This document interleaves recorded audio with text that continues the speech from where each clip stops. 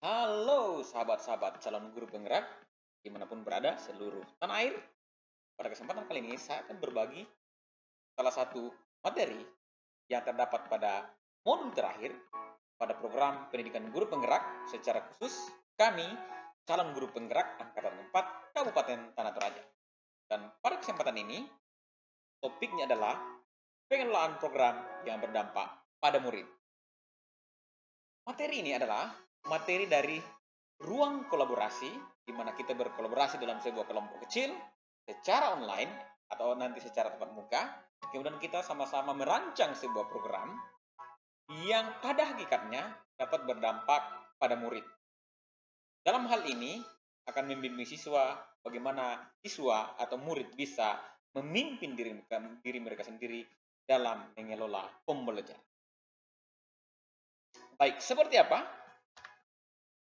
Di sini kami menawarkan satu program yang kami percaya dapat berdampak pada murid di sekolah, yaitu kami beri judul program Pustakawan Mobile. Tujuan dari program ini adalah untuk meningkatkan minat literasi, minat baca murid di sekolah, meningkatkan komunikasi, dan juga mendorong kecintaan murid pada sumber-sumber bacaan, apakah itu sumber bacaan secara online, atau maupun sumber bacaan cetak secara khusus pada buku-buku. Dan ini merupakan sebuah program dari program ekstrakurikuler. Karena Pustakawan Mobile ini tidak terkait langsung dengan pembelajaran di kelas, sehingga tidak masuk dalam kategori intrakurikuler dan kokurikuler. Mengapa program ini penting? Sebelum kita jawab itu, kita harus mengetahui dulu bagaimana program ini dijalankan. Nah, Pustakawan Mobile bisa dijalankan melalui satu kegiatan di sekolah. Di mana kegiatan di sekolah ini, setiap kelas akan mengutus duta kelasnya atau memilih menentukan duta kelasnya. Boleh dutanya 1 orang, 2 orang, atau 3 orang. Nah, tugas dari duta kelas ini adalah melakukan komunikasi dengan murid yang berbeda dari setiap kelas selama berada di lingkungan sekolah. Dengan inti pembicaraan tentang minat membaca. Nah, apapun bisa ditanyakan yang terkait dengan literasi. Nah, di sini tantangannya adalah para duta kelas akan mencoba mengidentifikasi, memetakan apa-apa yang paling senang dibaca oleh teman-teman barunya dari kelas yang berbeda. Berikut ada kegiatan luar sekolah, di mana duta kelas akan menjalin komunikasi lewat media sosial. Ya. Jadi jika didapat di sekolah belum maksimal bertemu dengan teman-teman atau orang-orang baru dari kelas lain, maka bisa mereka lakukan di luar sekolah. Bisa lewat media sosial, dan tidak menutup kemungkinan ada yang bertemu di pasar. Kegiatan ketiga adalah interaksi sesama murid. Sebenarnya ini adalah gabungan dari kegiatan di sekolah, kegiatan di luar sekolah.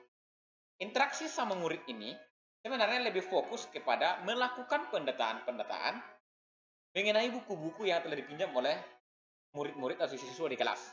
Seperti kita ketahui, kadang buku-buku yang dipinjam oleh para murid itu tertinggal saja dalam kelas. Nah, dengan adanya Pustakawan Mobile ini, maka setiap duta-duta kelas itu akan mencoba mendata buku-buku yang mereka pinjam, yang pada akhirnya nanti akan membantu petugas perpustakaan untuk menerima kembali buku-buku yang pernah mereka pinjam. Berikut, kegiatan lainnya yang bisa dilakukan adalah interaksi dengan guru atau pegawai atau semua orang yang ada dalam lingkungan sekolah. Biasanya dengan tugas kantin, satpam, petugas kebersihan, pramusaji, atau siapapun yang ada di sekolah selain guru dan pegawai. Murid, dalam hal ini duta kelas, dalam hal ini Pustakawan Mobile, itu akan mencoba mengumpulkan informasi dengan setiap orang yang lebih dewasa dari mereka dalam melakukan pemetaan sumber informasi bahan literasi dari guru-guru mereka, pegawai yang ada di sekolah, apakah itu satpam dan siapapun. Nah, berikut. Mengapa Pustakawan Mobile ini penting kita lakukan? Pertama, mendorong murid untuk membangun rasa percaya diri. Harus diingat bahwa murid bisa memimpin dirinya ketika pertama dia percaya diri berbicara di depan orang banyak, percaya diri berbicara dengan orang yang lebih dewasa, percaya diri berbicara dalam situasi yang baru pertama kali mereka alami, dan terutama percaya diri untuk berinteraksi dengan orang lain. Kedua, mendorong murid untuk meningkatkan kesadaran akan pentingnya membaca, mengoleksi buku, dan merawat buku. Berikutnya, menyediakan sarana komunikasi interaksi murid dengan murid yang seumurnya atau sebayanya dan juga dengan orang dewasa. Dan yang lain, membantu murid untuk mengembangkan kemampuan menulis. Jadi nanti dalam program pustakawan mobile ini, setiap pertanyaan yang mereka ajukan kepada orang lain itu mereka akan catat.